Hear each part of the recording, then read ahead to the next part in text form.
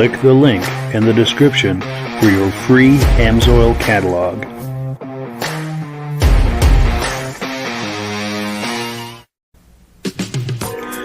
Before we get started, I'd like to give a quick shout out to some of our friends. The Eastern Snowmobile Racing Hall of Fame. Search for them on Facebook. Central Minnesota Pond Racing. Search for them on Facebook. The historic Lancaster Motel for the ultimate Eastern trail riding adventure. Crane's Snowmobile Museum at 172 Main Street in Lancaster, New Hampshire. The Vintage Snowmobile Club of America Quarterly Magazine. The New Hampshire Snowmobile Museum at Bear Brook State Park in Allenstown, New Hampshire. And lastly, if you decide to advertise with the Vintage Snowmobile Podcast, this could be your advertising message. Well, good evening and welcome to the podcast. I'm really glad you're here. I have a robust lineup of vintage snowmobile entertainment on tap for you tonight, including our live guest, Valdi Stefanson. If you're a regular viewer of this podcast, you've seen him on here before. He always has some really fun and interesting stuff for us to look at. But before we get into all of that, I want to make sure that everything is working properly. So if you can see my face and hear my voice, I'm going to ask you to leave a comment. Please let me know where you're viewing this from and whether you are a first-time viewer or a regular viewer. Now, to our first-time viewers, if this is your first time watching us tonight, I hope you have some fun with us tonight and decide to join us here each and every Thursday night at 9 p.m. Eastern Time. Now, this podcast simulcasts to 8 different places across Facebook and YouTube. So wherever you're viewing this, just circle back in 1 week's time, and we'll be here waiting for you with another episode. Now, to our regular viewers who are here week after week, month after month, and season after season, you guys are the ones who make this possible, and we very, very much appreciate that. I'm going to take a couple of quick comments, and then we'll bring our friends on. Let's get the party started here. Our good friend Reese Fleury, loud and clear from Tupper Lake, New York, regular viewer and very good friend of ours. Also, Kevin Culhane, loud and clear from Sudbury, I believe Sudbury, Ontario, regular viewer. He's a very regular viewer. Also, our good friend Mike Whiteside says loud and clear over there in Illinois. And then one more comment here, and we'll bring some friends on. Thetford Center, Vermont, our good friend Jim Holbrook says, sounds good. Thank you for being on, Jim. We very much appreciate that. Well, let's bring our friends on here and get the party started. There we go. Gentlemen, how are we doing tonight? Great to be with everybody. I especially appreciate those regular viewers, and it's like a sit down around the table kind of a get together. It is. It's like a weekly gathering of friends. It's wonderful, for sure. And Rob, how are you doing, everybody?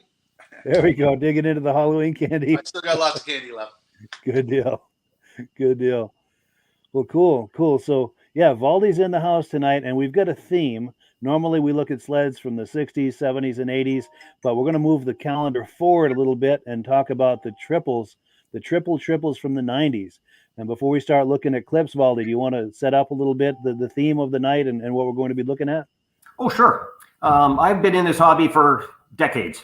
And when I entered, antique snowmobiles were being collected. Vintage snowmobiles were just starting to get collected.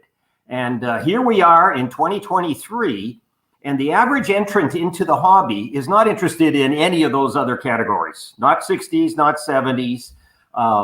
And we want to embrace this new audience. And so the videos you're going to look at tonight reflect what is the marketplace in our hobby as it's coming forward. The average person who's entering the hobby has kids who are no longer demanding their time, so they have time to think back on that snowmobile they wish they had, or their neighbor had, or they wanted to have. And those are in the 90s, to be honest with you. Yeah. Our theme at the Midwest Ride-In last year was 90s machines, and this year it's 80s machines. We think that is a progression in time that will not stop. So we darn well better get on the beam and respect those. There's nothing different about the motivation. It's just different years. Sure, and it is a sliding scale. It's kind of following us into the future, so to speak. For sure, for sure. Well, let's take a look at the menu here. The first item is going to be a 1993 Articat Thundercat. And while I'm pulling that clip up, if you want to set that up with just a couple of comments here. Yeah, I'd be happy to. In about 10 years ago, I went on a hunt. I thought, hey, Valdi, it's about time you got ahead of the price curve. So I searched. I did a lot of marketing. This Articat, I can't remember where it came from, but all over the place. I put the word out and networked enough to get what I thought were the best original, equipped machines. And let's start with this Articat, a first year. These are all first year triples. They're 1992 or 1993. Yeah, excellent. Well, let's take a look.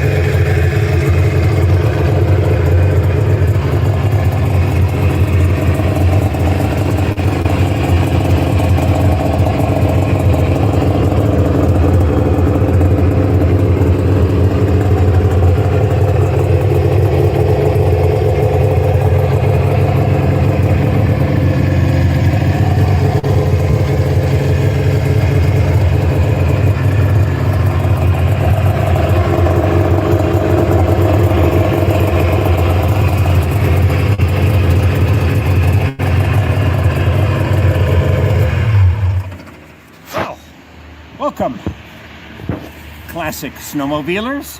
This again is another example of a classic snowmobile rather than vintage or antique. And today I'm wearing an Articat jacket because we'll be talking about an Articat. Now the year 1993, the model Thundercat. What a great marketing ploy to call this beast a Thundercat. Now this goes back to the days when the horsepower wars were just beginning. Okay, Yamaha had come up with a 4-cylinder go fast in 1992. In 1993, Skidoo, Polaris, and this was the entry for the Articat. Now, Thundercat was a great name. Quite frankly, they wanted to put an exclamation point on this lake racer genre, this muscle sled, this triple era. The president of Articat at the time said, look, you either lead, you follow, or get out of our way. So they were confident that this guy was gonna make an impact. It brought their best technology and latest innovations to the proverbial horsepower race. Beautiful machine. Now, as fit the trend, there's tones of orange and a little bit of purple. So this was a departure in terms of the coloration, but it fit the fashion of the day. So let's open the hood here and look at what Articat did. See the displacement? 1, 2, 3 cylinders, but this is 900 cc's at a time when the others coming to the game either had 750 or 800 cc displacement. So Articat was going to make a bold statement with this machine. 3 cylinders and 3 pipes here. There are 3 38 millimeter Mikuni carburetors on this thing, and quite frankly, there was a lot of people in the aftermarket who were just dying to see this because they knew it had greater potential. In the next years, there was a lot of hop-up kits, etc. Now, that's not the purpose for this snowmobile or this machine. I wanted to represent an original machine here that kind of as factory delivered. I'm very close here in this regard to a correct and original machine here. Here we go. Let's take a look at the dashboard here. Big gauges here. This one is showing 1,150 miles. And so it hasn't been ridden that much. It's not perfect by any means, but it's a beautiful, I think, example of a period correct piece. So Arctic Cat came to the table. They trumped everybody with this big 900cc motor, and they're highly collectible, and quite frankly, I'm proud to have it in the stable. So that's a little bit about this Thundercat here. There are some changes that I've made. Come on around to the front here. This thing is kind of dressed up. See these grills? You could buy them in this orange color. So I decided to go that route. If you look at here, down at the skid, you'll see again orange Hypex. So that's the program here, and I just wanted to introduce you a bit to this thing, and have you take a peek. Hope you learned something.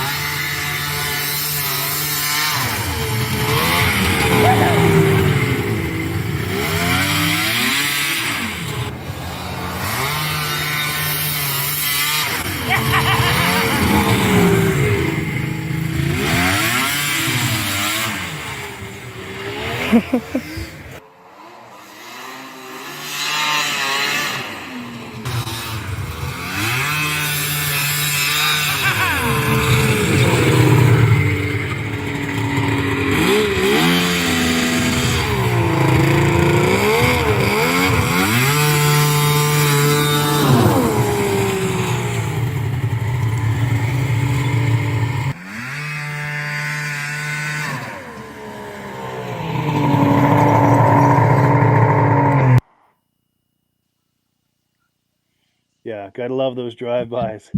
Yeah, thank you so much, Valdi, for that awesome footage. And before we comment on this, it says here, visit my YouTube channel. There are links to Valdi's YouTube channel in the description. If you like what you just saw there, he's got tons more videos on his YouTube channel. There's links in the description. Please check it out. Now, Rob, any reactions to what we've been looking at here? Comments, questions? I like it when people use their machines, when they're not just sitting on a shelf display. But what a fun machine that is, eh? A number of my friends had them, and they were so much fun to drive. Unbelievable amount of torque. Yes, Arctic Cat got to be proud with that machine. Oh, for sure. And also to our viewers, any comments, questions, thoughts, this is the time to post them. And we do have some things coming in. Let's see what we've got here. Where's my place? Okay, here we go. So Marty Lesnick from Missouri says, 4th time viewing. He said he needs some oil, but he can't figure out how to get credit and have some used AMSOIL, and he's used AMSOIL for 10 years. Yeah, Marty, if you send me a private email, we'll help you get set up with AMSOIL. And we're going to be talking about AMSOIL in a minute here. Let me find my email address. I'm going to pop it on the screen. If you're able to write down that email address after the podcast, send me an email, and whatever questions or issues you're having, we'll help you get to the bottom of that and get you fixed up with some AMSOIL. And let me get back into and then also our good friend Josh Leverker, who's going to be on here in the near future, from Turin, New York. He's in the house. Our good friend Jim McCrae is saying great, and then our friend Mike Whiteside is saying she definitely was a triple threat. Big vroom. Nice. Very cool. And then also our good friend Reese Fleury says shredding like a kid. Absolutely. It is almost a fountain of youth to be riding these, isn't it? Yeah, that giggle came just just naturally, I'm telling you. Absolutely. Absolutely. Well, cool. Yeah. So I have a cabin up in a lake, and I'm only 7 miles. But after I go about 20 miles through the woods, I get onto a bigger lake that's like 40 miles long, and 90% of the machines back in those days on that lake were all Arctic Cats. It was a big lake, and everybody had a cat. Yeah, stretch its legs out on that lake for sure. Yes. Very nice. Very nice. Performance people, they like that motor. Yes. Now, Valdi, before we switch gears and move on, any final thoughts about this cat before we move on? Or? Well, I'll speak generically. It was not easy for me to find original configurations. You understand that if you bought one of these muscle machines in 1992, 93, you read magazines that said, throw out those exhausts, throw out the muffler, buy our clutch kit. It was very easy to save weight and increase the horsepower. So like I said, it was difficult to find them with the original pipes, to use one example. So if you find one that doesn't have the correct exhaust, don't feel bad. That was just, like I said, it was period correct to change them out. Sure, a lot of those parts just were thrown away. For sure. Well, cool. Let's take a look at the menu here. We're on item number 3. It's time for some announcements. Rob is going to talk to us about AMSOIL, and then once he's finished, I've got a little surprise that we're going to take a look at. But yeah, if you're ready, Rob, I'm going to put you full screen, and we'll get out of your way for a minute. Okay. Mike keeps talking about getting the AMSOIL magazine. It's a catalog, and it has all the products inside, and it has the prices listed, how much the retail is and how much the preferred. And just for instance, the Interceptor, if you get it in a quart-sized bottle, that's what most of the people are running in their newer machines now. It sells for like $13.95 plus tax in the States. As a preferred, you get it for $9. If you get 4 of these jugs in a case, it retails for $205.55. As a preferred, you get it for $145. That's over $50 a case you save. It costs you $10 to become a preferred account. You buy directly from AMSOIL, and every time you buy something from AMSOIL, they always send you a gift. So if you buy 4 of them in a box, you get the best possible discount on the AMSOIL product, and they ship it right to your house free. There's no better way to get the AMSOIL than have it shipped right to your house. For sure, for sure. Oh, and then I'll put the graphic up for the promotion they've got going right now. Yeah. If you wanted to talk that up. You buy $75 worth of product. You might as well buy 100 because that way you get the free shipping. They're going to give you 3 rags in the AMSOIL funnel to help pour the stuff in. Because I know on my Arctic Cat, right beside my oil reservoir is my disc brakes. And my daughter likes to overfill it and get it on the disc brakes. And she comes back and says, Dad, there's no brakes on this machine. And I know what she did as soon as I lift the hood. I got to wipe all the oil off the disc brakes. I don't know why Cat did that, put the reservoir right beside the disc brake. But everything needs to be improved a little. Sure, these things do happen. Yep. And then final thought too, for anyone who, if someone is ready to do an AMSOIL order right now, the best way to do it and take care of that, take advantage of that preferred pricing is click the link in the description. There's a link in there for the preferred customer program. Click on that. It's just a couple of clicks once you're on the website to join the preferred customer program, and then start shopping from there. And because you're a member of the preferred customer program, everything will come up at the deepest level of discount. And once you hit that $100 mark, now you're eligible for free shipping, and you're eligible for the free gift that we were talking about right here. Yeah, and also on there, you can click on there and get this free catalog. Yes, link in the description for every product we have available. And you don't have to order a full case. You could order 2 bottles of small engine, 4 bottles of car oil, and 2 bottles of injector oil. Yeah, so you can mix and match. And which is a big seller this time of year, is chain case oil. Yes, in fact, I just topped mine off with some of that. Good stuff. Well, cool. We've got a comment that's come in. We're going to take that, and then I've got a little surprise we're going to do. Oh, here we go. My good friend John Spranger Jr. says, we got snow. They got 3.5 inches. They got it Tuesday in Eland, Wisconsin. He took his new sled out and spiked up the lawn. He may have to overseed it in places in the spring. That is the spirit. That is the spirit. And also, yeah, John Spranger is a good friend of mine. I've got a picture of he and I last Christmas. We went out to dinner, him and his wife and I, and we had a wonderful visit, had a great time. Yeah, that's my good buddy, John Spranger, and his twin brother, James, frequently watches the podcast as well. So if James is out there, how you doing, James? But and then I had a little surprise to take care of. Regular viewers to this podcast are very familiar with our good friend Dave at Alaska Railroad. He watches just about every week, both this podcast and the Muscle Car podcast. Messaging with him earlier today, and as it turns out, today is his father's 79th birthday. So on behalf of all of your friends here at the Vintage Snowmobile Podcast, happy birthday to your father. Happy 79th birthday. That's his father standing right there. It looks like he's still riding. So happy birthday. That's nice if he's still riding. For sure. That keeps you young. It sure does. And I'm going to remove this graphic, and it's an opportunity for us to each give him a thumbs up on his birthday. Happy birthday. It's hard to line it up with the camera, but yeah. Cool deal. So happy birthday to Dan Hill. Oh, and we've got some more comments coming in. Here we go. So here we go. And he's watching here. David from Alaska Rero says, good evening, guys. So I'm glad he was able to see that. Happy birthday to his father. Oh, and we've got viewers chiming in as well. This is wonderful. Mike Whiteside says happy birthday. And so does our good friend Reese Fleury. And I have to say, I love the immediacy of this with a live podcast that people, we can share information and ideas and greetings and all of this. So here we go. David says, thank you to everyone for the birthday greetings. And then also our regular viewers and good friends, Stacy and Art Fosler, are in the house. They're saying hello as well. And hello back to them. Very cool. Very cool. So where were we here? Let's get the menu up and see where we are. So now we're on item number 4. We're going to take a look at a 1993 Polaris Storm. And if you're just joining us, we've got Valdi Stefanson as our guest tonight. He does the YouTube channel called Valdi's Old Snowmobile Information Factory. There are links to it in the description. So if you're enjoying these video clips, there's a whole lot more of that in the description. Click those links. It'll take you to his YouTube channel, and there's a lot of really good content there. Now, Valdi, before we take a look at that clip of that Polaris, do you want to set that up? Let us know what we're about to look at. Sure. The Polaris actually came from Sudbury, Ontario, of all places. But I was talking to some fellows, and they said, we've seen a sled. We visited this seller, let's just say that.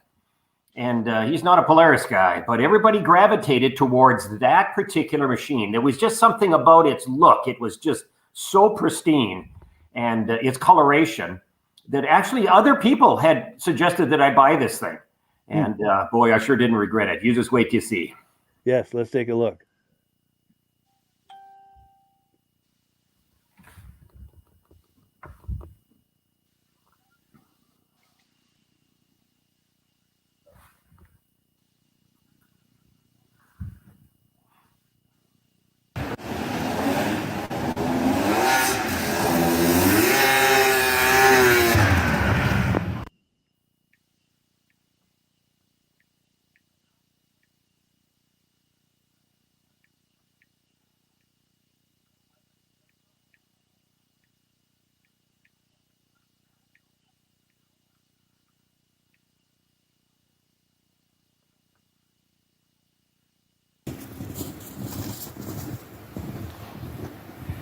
Well, look what I got here today.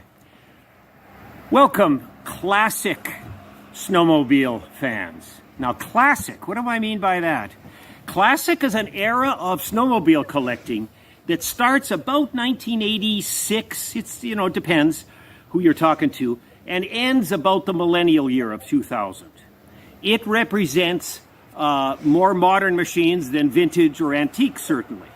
And I wanted to showcase a classic machine today.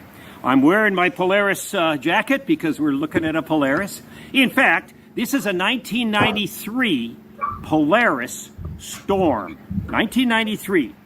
Now, this was an important era in the snowmobile history books because it starts the muscle sled era. Muscle sled era spanned 92. By the end of the decade, they were petering out. By then, Polaris, had gone to different motors, Liberty motor, to use one example, in a case in point.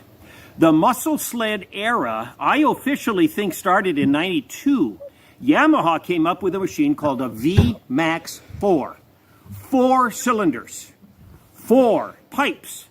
And let me tell you, that thing was a screamer. And Polaris, Arcticat, and Skidoo says, whoop, let's get going. And we got to produce a multi-cylinder, multi-pipe machine. Now, the other 3, including this Polaris Storm, ended up with 3 cylinders and 3 pipes. So these machines were not made for family outings, quite frankly. This kind of class, this muscle class era, was for the go-fast guys. These, a lot of people just call them lake racers. You know, you start at one end of the lake, you pin it, and you try to get to the end of the lake before your buddies did. So this was built for absolute, speed. And I wanted to share that with you here today. Let's open the hood, and I'll show you a little bit about this motor that I'm bragging about. Isn't this beautiful? Now, 1, 2, 3 cylinders. This is a 744cc case reed motor, their first case reed for Polaris. And not only that, but the engineers were told that within this infrastructure here, fitting it under the hood here, we want you to also put in 3 pipes. I think it's a masterpiece. I think it's beautiful. Notice how the pipes first sweep to the left, then they have to swing around, and then ultimately dump into the stock muffler.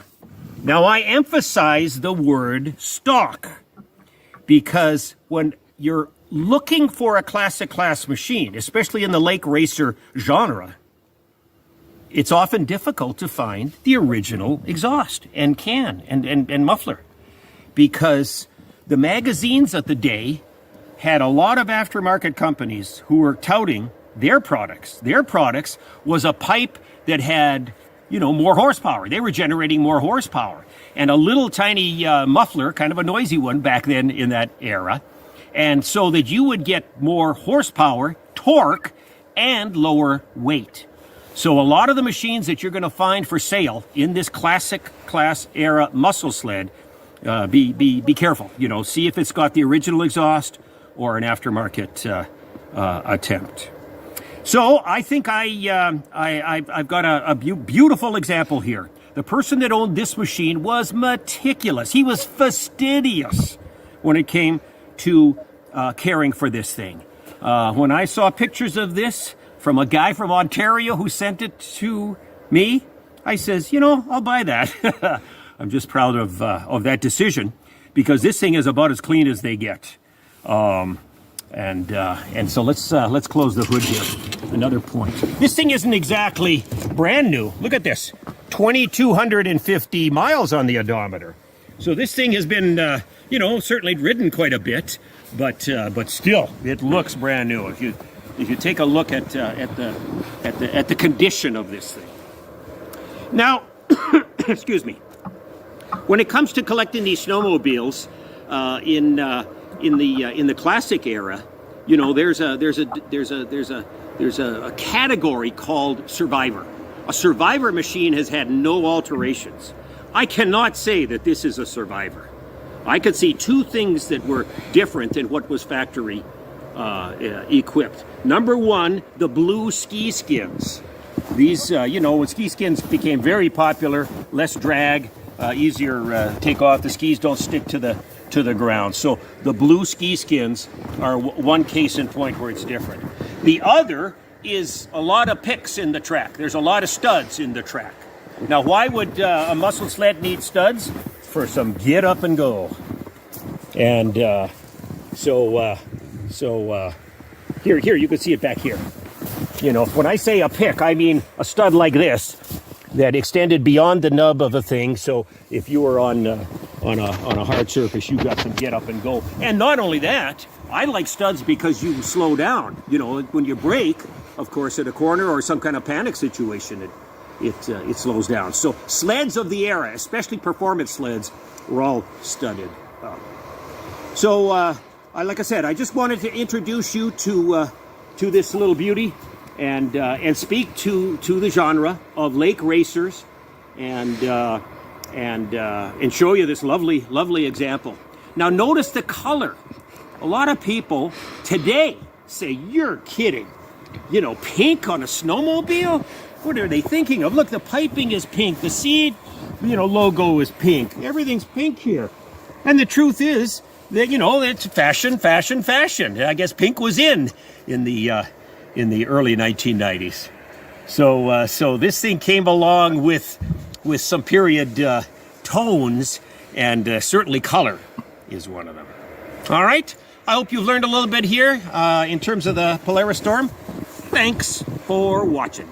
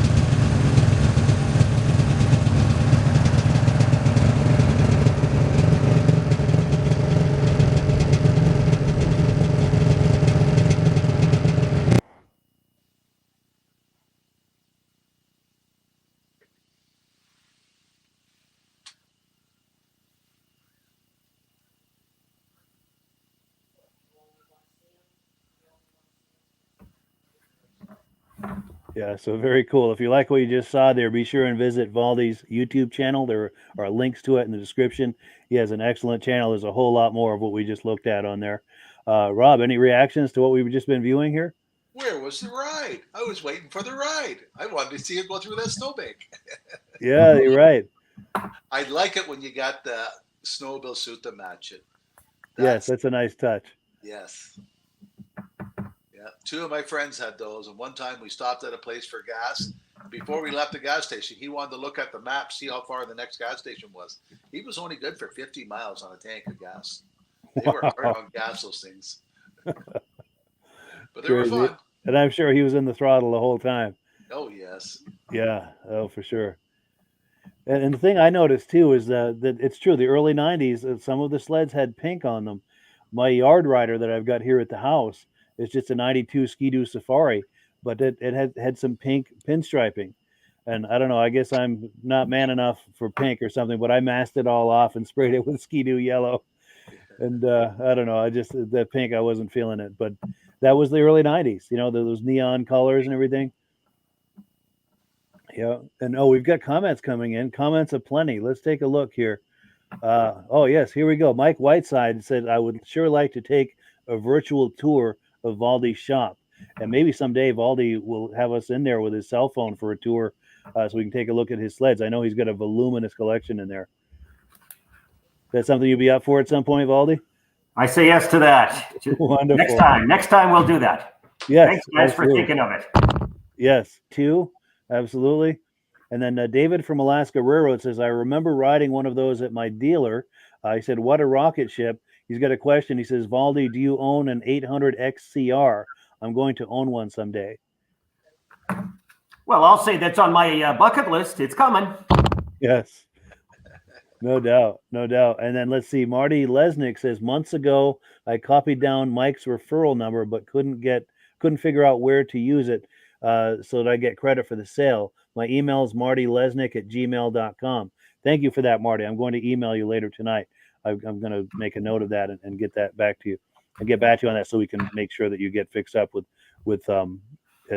And I appreciate that you were considering using my dealer number. I very much appreciate that. That helps to support the podcast. So thank you for supporting the podcast. Also, we were talking about John Spranger Jr. earlier. This is his twin brother, James. Says, hi, Mike, Valdi, and Rob. He's a regular viewer from Wausau, Wisconsin. Great to see you, James. Glad to have you in the house. And then let's see. We've got a question from David at Alaska Railroad. He says, Valdi, my heart sank when I watched your video when your roof fell in.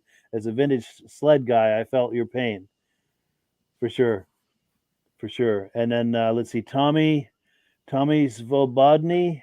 Hope I'm pronouncing that correctly. He says, I have a perfect 98 700 XCR with 1,032 miles on it for $2,500. So if anyone out there is curious about this, search for Tommy.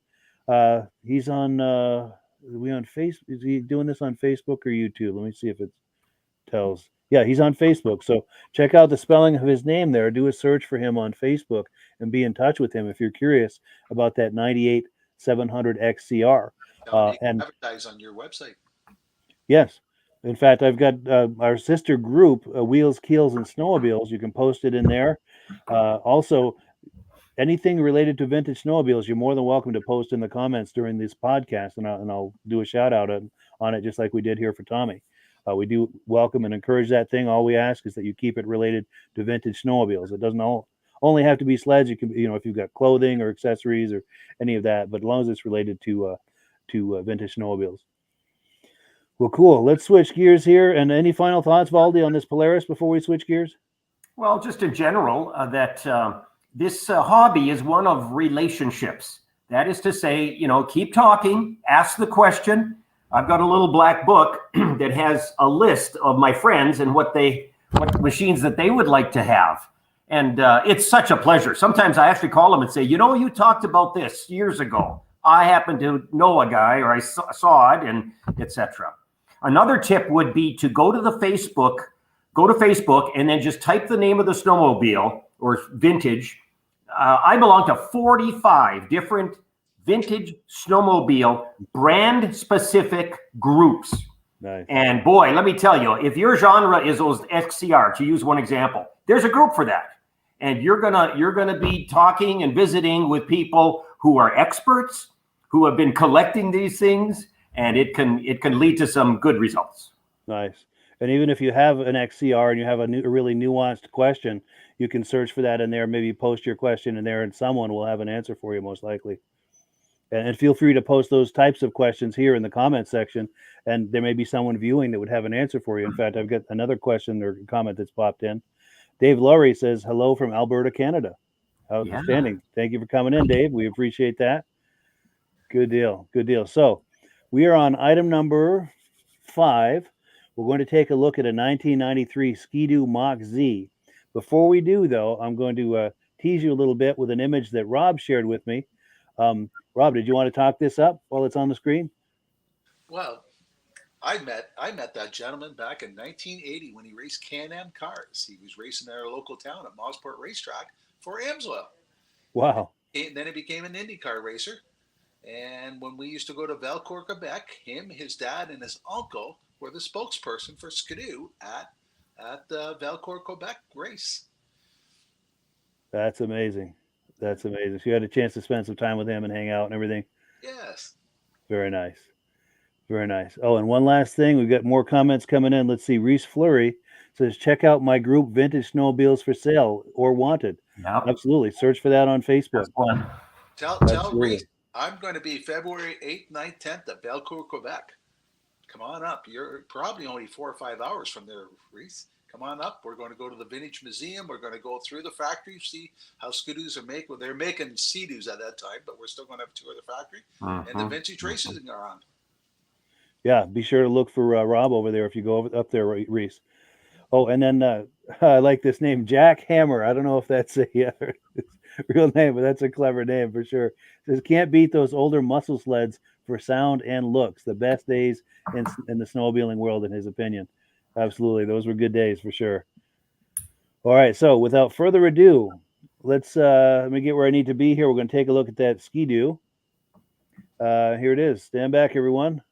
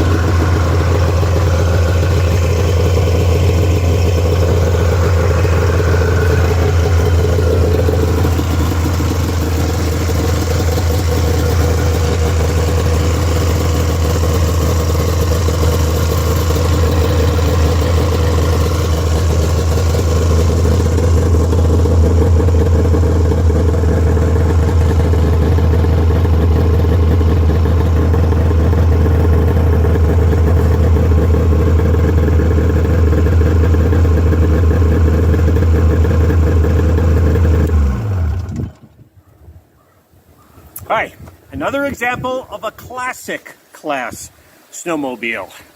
This is my Skidoo jacket, and we're talking about a 1993 Mach Z. Now, this was the entry for the muscle class sled category. Three cylinders and 3 pipes. By then, of course, Yamaha in 92 had come up with their racer, and this was the year that the other 3, including Skidoo, came to the table. And I wanted to introduce you to this Mach Z. Now, this thing sits on what they call an F2000 chassis,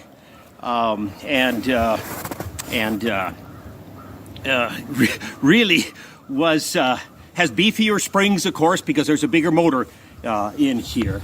But it has a trailing arm front suspension. It's called DSA. I think that stands for direct shock action. How's that for a flowery word?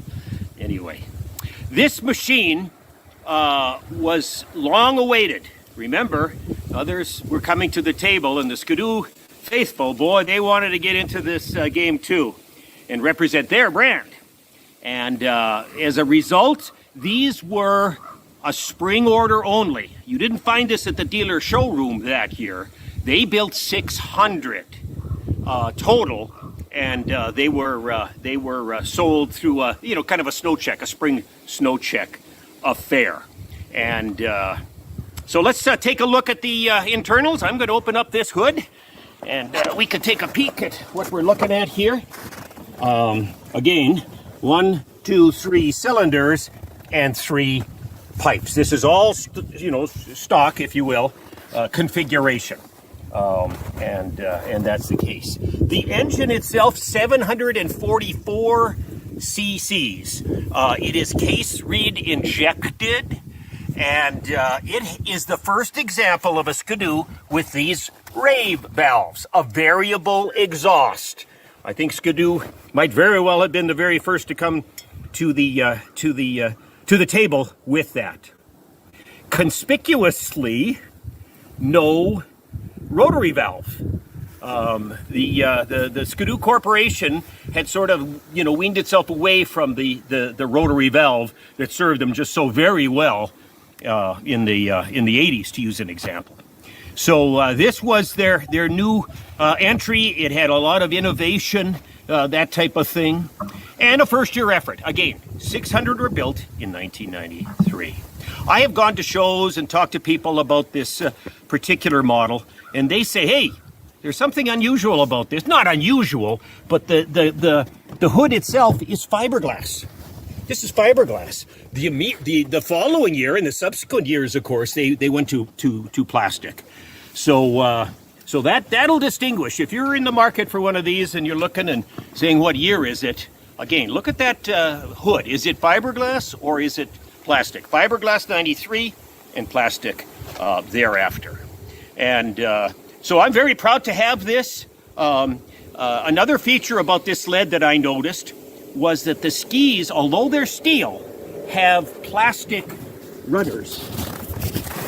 That is to say, this part here is plastic. Okay, now this part here is steel, and so they were seeing, to use an example for the Yamaha, how plastic ski bottoms, made a difference. So they followed suit with kind of a hybrid. That's not a ski skin that's an add-on. It quite frankly is assembled at the factory. This one, of course, is studded up like so many of the other lake racers, muscle sleds of the era. I especially like the instrumentation. Come on over and we'll take a peek at this. The gauge setup looks very nice, and I just like that. And it's kind of tucked away there. There might be a little snow buildup, excuse me, but that's a handsome looking dashboard. And so that kind of summarizes what Skidoo was up to. Do you know that Skidoo, quite frankly, they were losing market share in the 80s. Think of Yamaha in their Phaser Exciter era. Think Polaris and their Indy series. So Skidoo actually hired outside people to come in and kind of, they were told to kind of get us back in this game. We started out in snowmobile manufacture.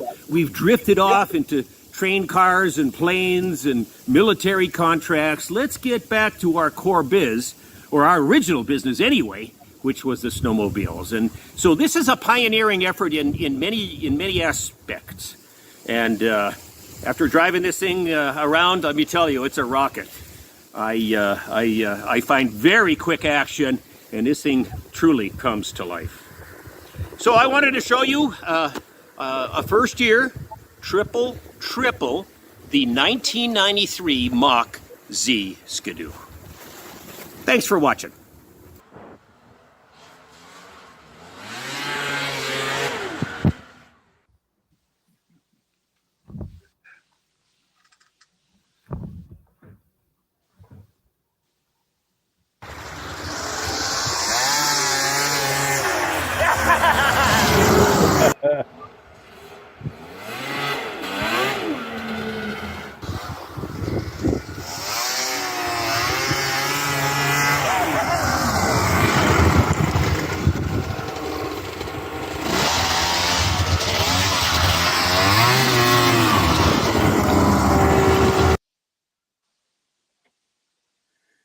Yeah, so thank you so much to Valdi for this footage. If you like what you're viewing, he has a YouTube channel. There are links to it in the description.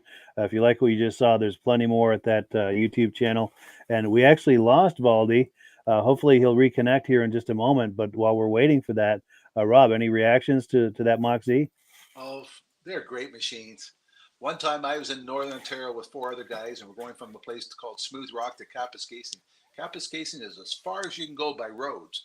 So we're going by snowmobile up there to have breakfast, and a guy with one of these Machs passed me with a caboose on behind. Now, my 2 friends, I'm driving a 670 Skidoo, and my 3 friends were all driving 600s. So I know they weren't coming up behind me. The trails are 12 feet wide up there. They're bank corners, and I'm doing close to 100 miles an hour, just cruising down the trail, really relaxed. And this guy scared me with the pipes going by me, eh? So 40 minutes later, we drove up. The McDonald's there has snow for the drive-through. So we're driving through the McDonald's with our snowmobile, and I seen the guy parked there. So we went and parked beside him, talked to him. I said, "Man, you scared me when you went by." He said, "Well, the highways have potholes. The snowmobile trails are groomed every night. It's smoother to take the kids to school on the snowmobile trails." And his caboose was all heated with radio in the back for the kids and everything. But, whoa, fast machine. And when it came beside me, the noise of that thing scared me when it went by. That's a great story. That's an excellent story, especially 100 mile an hour with the caboose in the back. That's something else. The trails are so smooth up there and so good. It gets boring. You're at that speed for hours at a time. You can really hold that speed.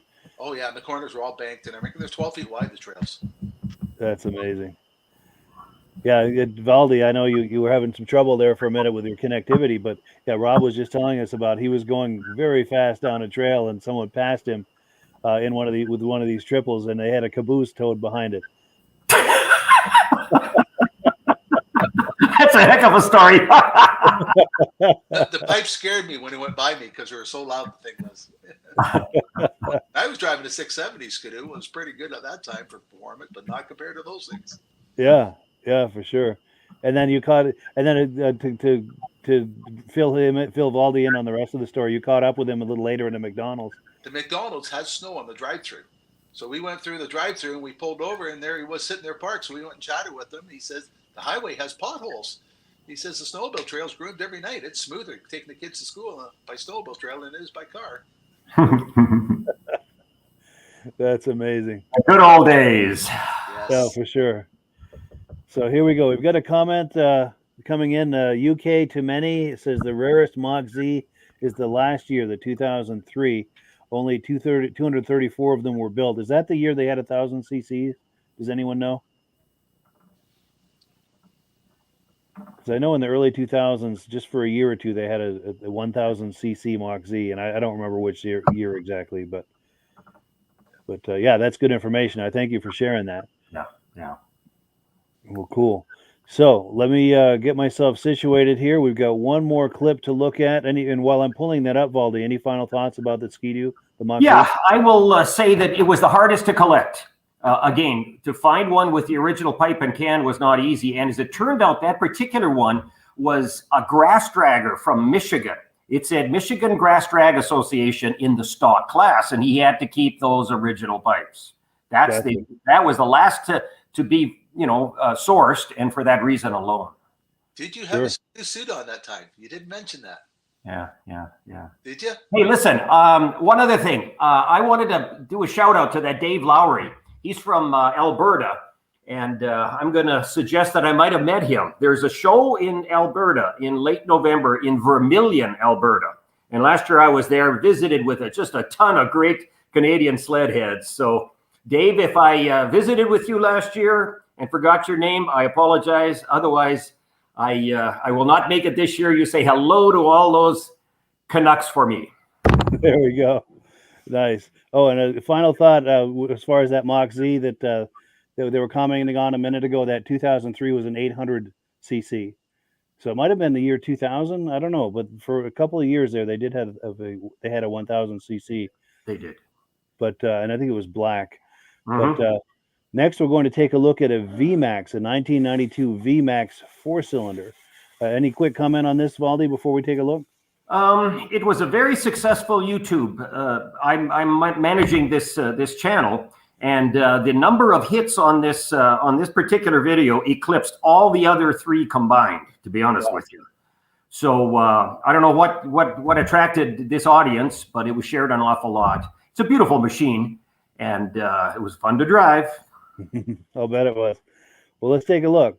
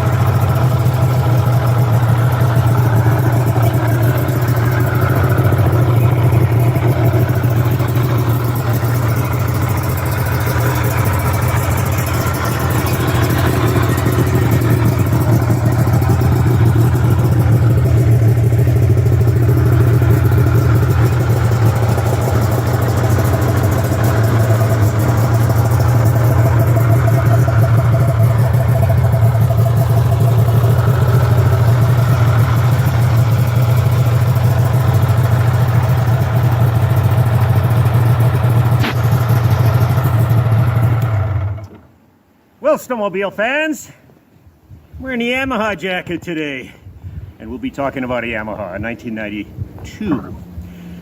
Now, this would be classified as a classic snowmobile. Classic snowmobiles are more modern. They are newer than the vintage era. Classic snowmobiles run from about 1986 through about the millennial year of 2000.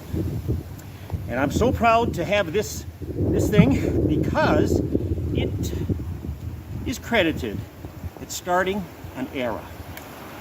Now, this is a 1992 Yamaha, and until then, in the late 80s, Yamaha was making, family-oriented machines. They were sort of getting some static that they didn't have a muscle sled. Well, this was their answer, and it put an exclamation point on the topic. Indeed, it started what we call the muscle class era. All right, full of technology and interesting, design issues. Let's talk about that. What is special about this particular VMAX 4 in its inaugural year? Well, let's take a look at the skis. That is to say that they put a lightweight ski on here, and not only that, but this is the very first production sled that had ski skins. Ski skins. Now, that was factory. That was actually factory. Now, another thing to notice, of course, is the pink coloration. I don't know what was the deal in the early 90s, but pink was the hot color, and Yamaha was not the only manufacturer to employ that. Now, let's take a look at the business end of this bad boy. This is the first machine that had a digital CDI. And look at that. What do we see here? 1, 2, 3, and 4 cylinders. A 4-cylinder motor. Quite frankly, not seen since what, 1971. The Arctic Cat Thundercat, you know, had one variant that had a Kawasaki 4-cylinder engine. Okay. And then fast forward to 1992, Yamaha put this 4-cylinder 2-stroke in play. In fact, it didn't appear again, at least not in the Yamaha line, in fact, any line, until 2003. Now, that was the RX-1, you know, the 4-stroke engine back in 2003, excuse me. So let's take a look at this engine. It looks like there's 2 twin cylinders kind of mated together, but it's very unique in several respects. And first and foremost is that there's no clutch at the end of the crankshaft. Now, why? Because Arctic Cat learned that back in '71. You can't have a huge long motor like that and spin a primary clutch because there's so much, you know, torsional stress on the crank. It's almost impossible to keep the crank.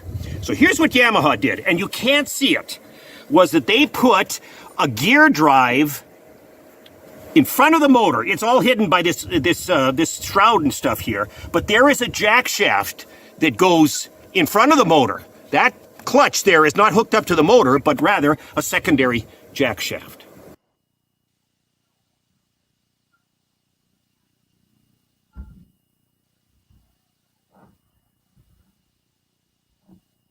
In fact, that gearbox is reduced, you know, the speed is reduced 95%. In other words, the motor is running faster than, the crankshaft is running faster than that jack shaft. All right, and that allowed them to make this go-fast motor here that delivered the goods here.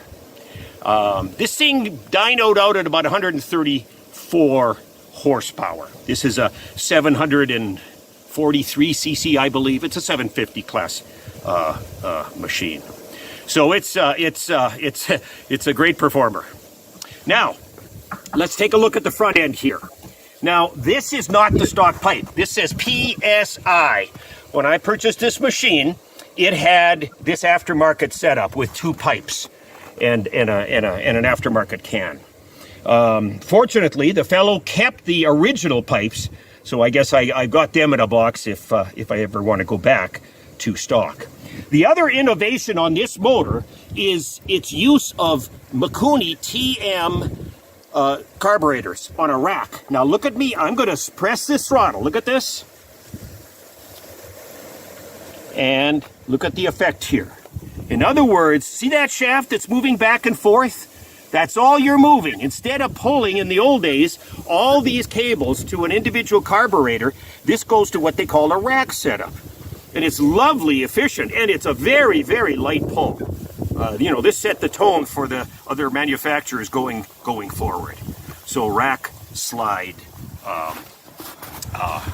you know, carburetors. So all of this technology came out in one swoop here, and you know, I just had to have that first year. Now let's take a look at this machine in other respects. Is this a survivor? Is this correct? Well, no, I've already told you the pipes were changed out. There's studs on the track. The previous owner also ceramic coated the skis. Look at how shiny they are. And I asked him why, and he said, well, I just don't like rust. You know how it is. You come in, there's snow on the skis, it melts, you get, you know, rusty skis. So he took the liberty of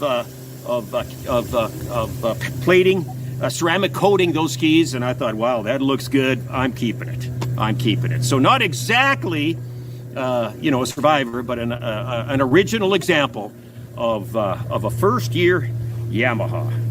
So I hope that you've learned something today about Yamaha. In '92 they came up with this, and of course the next year, all the other three, from Arctic Cat to Skidoo to Polaris, they came up with triples as a response. And this thing was focused as a trail sled. You know what I mean? You'd think that this would be a lake racer, but the truth is, I've talked to many people at shows and events that say, this was a decent trail sled, rocket fast, but it was a dual purpose machine, not just for that drag strip, fanatic. So thanks for looking at this video. I want to thank you, and we'll see you next time.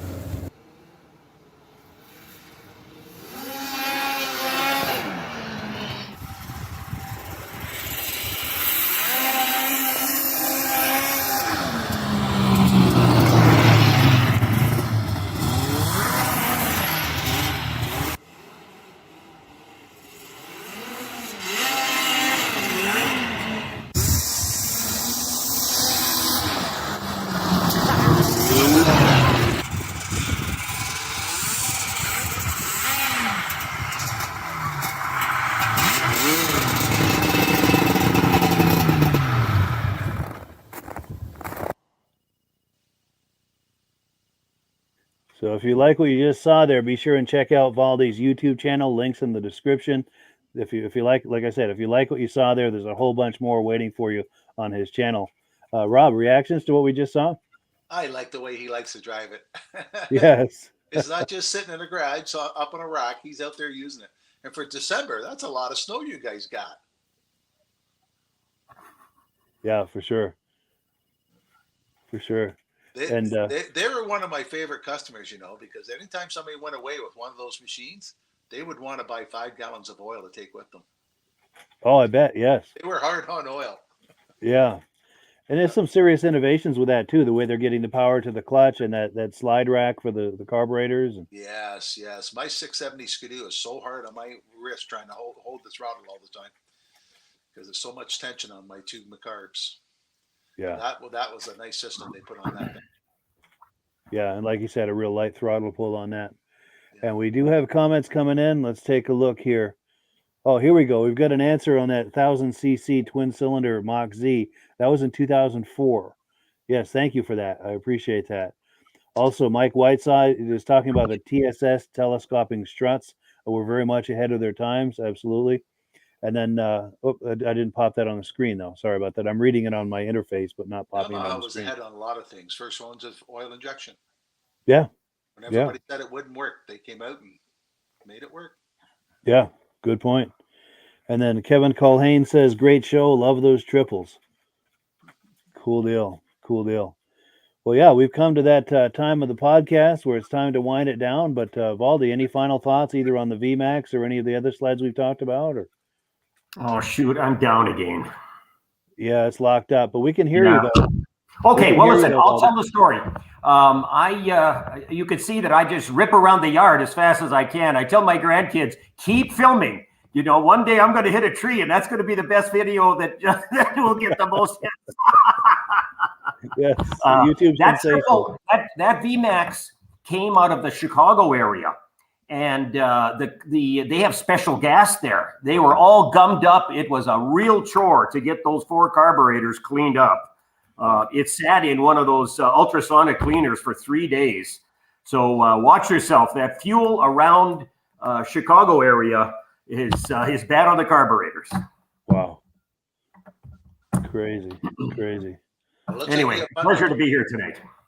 Oh, yeah. Very happy to have you, Valdi. We appreciate it. And Rob, what were you going to say? It looks like he enjoys those machines.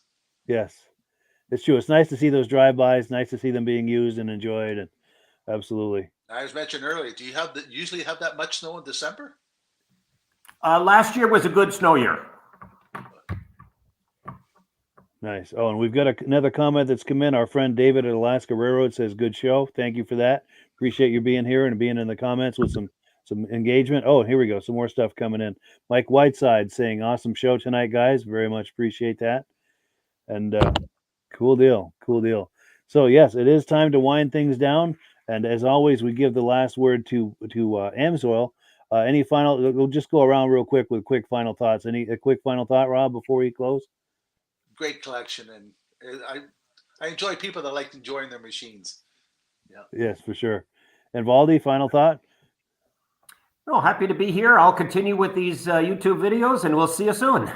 Yes, I love having you on here. So we'd like to have you on here at least 1 or 2 or 3 more times before the season wraps up. Oh, and we got another comment coming in. Let's take a look. Our good friend Reese Fleury says, "Great show, guys. Thank you, and thank you for viewing. We very much appreciate that." And yeah, it's time to wrap it up. Last word goes to Amsoil. Thank you, everyone, for Valdi and to Rob and for the viewers. Thank you so much. You guys make this a wonderful experience, especially with all of the engagement and interaction. We love it. Have a good night. Have a good one, everybody. Bye-bye.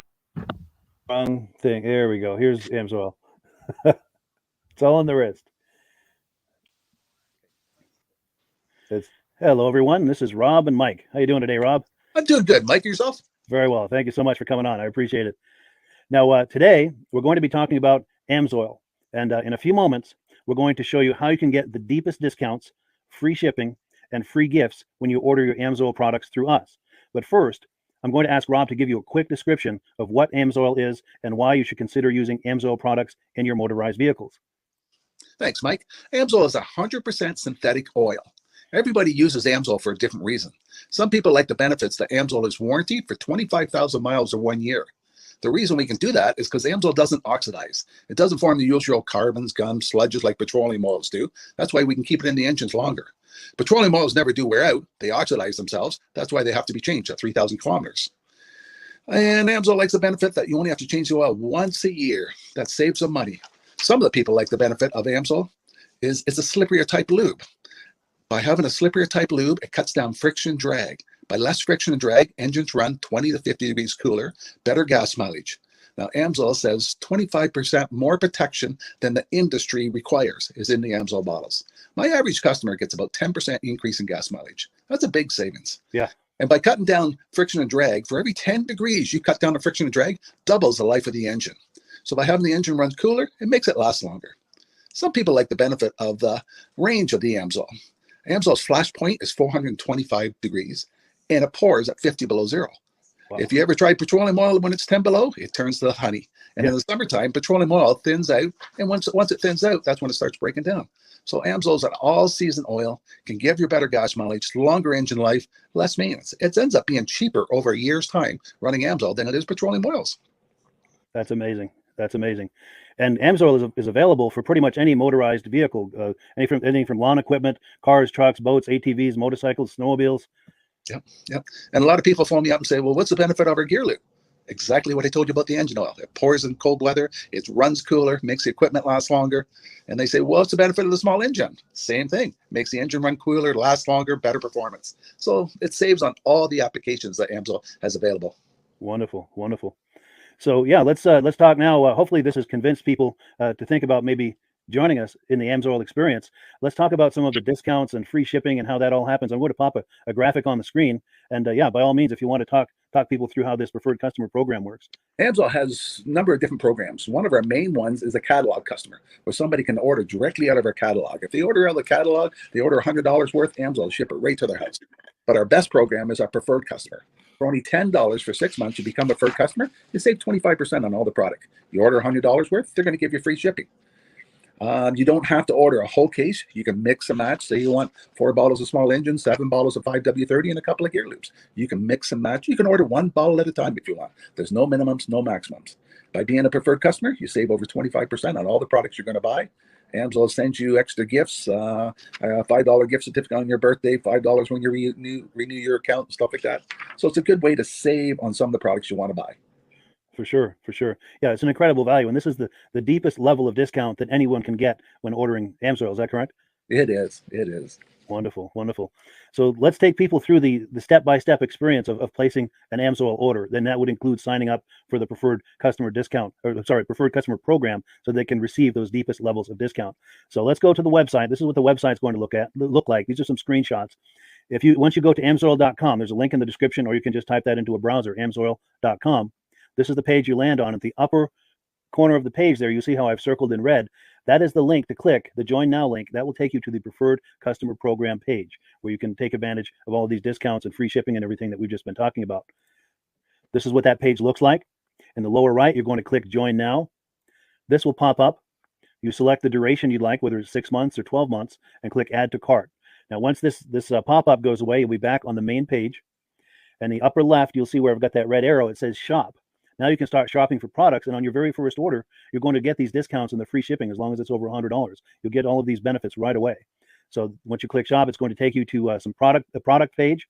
There's different types of oils, lubricants, so on and so forth. For the benefit of this exercise we're doing now, I'm just going to click motor oil. It shows different types of motor oil. Let's click gasoline. Now this takes us to an item. It's their synthetic motor oil. And you can see the item there, and there's choices for different viscosities. But take a look at the price. Let's take a closer look. Let's zoom in. But if you've joined the Preferred Customer Program first, you're going to automatically get the deepest levels of discount. That's what we're looking at here. You're saving $3.80 on that quart of oil. Instead of paying $16.29, you're now paying $12.49 for that quart of oil. That is the deepest level of discount you can possibly get. And then you just add the quantity that you'd like. You select any other items that you're thinking about, add them to the cart. And once you click Add to Cart for the final time, you're going to see this come up at the top of the screen. It's going to show your items and your the total that you're at so far. Pardon me. And then you just click View Cart in the upper right, and that'll take you to your cart. Take a close look here at the upper right. That blue box shows that you're getting free shipping. You're eligible for free shipping on this order because it's over $100. That little yellow box shows that you've got the preferred customer membership on your order that gives you the deepest levels of discounts for the next 6 to 12 months. And then below that, you've got the items that have been selected. For the exercise here, I selected 9 quarts of the signature series, but that brings us up over $100 for the free shipping. We're saving $34.20. And if you're ready to finish, you click Checkout Now, and that takes you to this screen here. If you haven't signed up with an AMSOIL account at this point, just click in the lower right to create an account, create a new account. It's going to ask you for some basic information, name and those types of things. Now let's take a closer look. You'll see this gray shaded box. This is a very important box. This is going to ask you if someone has referred you to AMSOIL. And if so, please enter my name. My name is Mike LaPierre. It's spelled right there on the screen for the correct spelling. And also the referral number, 304-555-94. That's how you make sure that Rob and I get credit for this. Now, in the interest of full disclosure, I have signed up for AMSOIL under Rob. So when you order using this referral number, Rob and I both benefit. So if you enjoy these podcasts that we're doing, this is a wonderful way to support the podcast, because when you order using this referral number, Rob and I both benefit. And the commissions I make go directly toward offsetting the cost of doing these podcasts. So I thank you in advance for that, for using my referral number. I very much appreciate it. And once you've done that, you just go into the next screen to enter your payment information, and you're done. Now, once you've placed your order that's over $100, and that order includes your AMSOIL Preferred Customer Program, you are now eligible to get a free DVD from myself. Now, this is going to be either a muscle car DVD or a vintage snowmobile DVD. Use the email address on the screen, wkspodcasts@gmail.com. Send me an email. Let me know which DVD you would like me to send you, the muscle car or the vintage snowmobile DVD, and I'll get that right out to you. As you're typing in that email, in the subject line, be sure and type in capital letters, free DVD requests, so it stands out as I'm checking my email, and we'll get that right out to you. So I guess the last thing, Rob, that we wanted to talk about is if someone is considering AMSOIL as a business opportunity. Yes. If anybody has a retail or a commercial account and they would like to buy directly from AMSOIL, just send Mike a line. He'll show you how to set up, and you can buy directly from AMSOIL. But if you are interested in starting your own part-time business, a part-time business that can grow into a full-time income, Mike and I will show you the AMSOIL marketing plan. AMSOIL has a large selection of products that cover almost every application. So it doesn't matter if you're into snowmobile, boating, or ATVing, or hot rods. We have an oil for every application. It's a fun type business. I really enjoy doing. Where else can I go and have fun and make money doing it? And Mike and I are here to help you all the way along. If you need any help on how to promote or to find new accounts, we're here to help you. For sure. So when you sign up under that number, this 304-555-94, you're getting Rob and I as a team. Now, Rob has been doing AMSOIL for 40 years. Can you believe that? 40 years. So he knows every aspect of this business, and he knows all of the ins and outs of the products. So he'll be able to help you with any kind of product questions or any kind of questions to show you the different business models that you can do with AMSOIL. And then the other thing that you get when you sign up under me is I've got a strong background in social media. So if you need some coaching on how to generate AMSOIL leads using Facebook and YouTube, I'm happy to coach you with that when you sign up under Rob and I. You get both of us as a team to help you, to coach you, to support you, whatever you need to get you off and running with this business and having fun with it. Like Rob said, it's an enormous amount of fun. If you're like Rob and I, and you enjoy going to any kind of boat shows, car shows, motorcycle shows, snowmobile shows, anything with a motor, you like going to those shows, those events, those races. This is a great way to turn that into a income opportunity for you. Yes. And just by wearing my AMSOIL hat at one of these events, people come up and ask me about AMSOIL. People don't know where to buy it, and I'm there to help them, show them where they can buy the product. Perfect. Well, cool. Well, this is great. Any final thoughts, Rob, before we wrap it up? AMSOIL's a fun business. AMSOIL's been around since 1968. It was the first synthetic oil to be AI approved. Wow. Yeah. That's amazing. And that's very early in the game too, isn't it? Yes. For sure. Well, good. Well, thank you so much, everyone, for viewing. Hopefully, we've gotten you excited as we are about the AMSOIL products. We'd love it if you could join us either as someone who uses the AMSOIL products or to join the AMSOIL team as a business opportunity. And we thank you so much for viewing. Have a great day. You have a good day.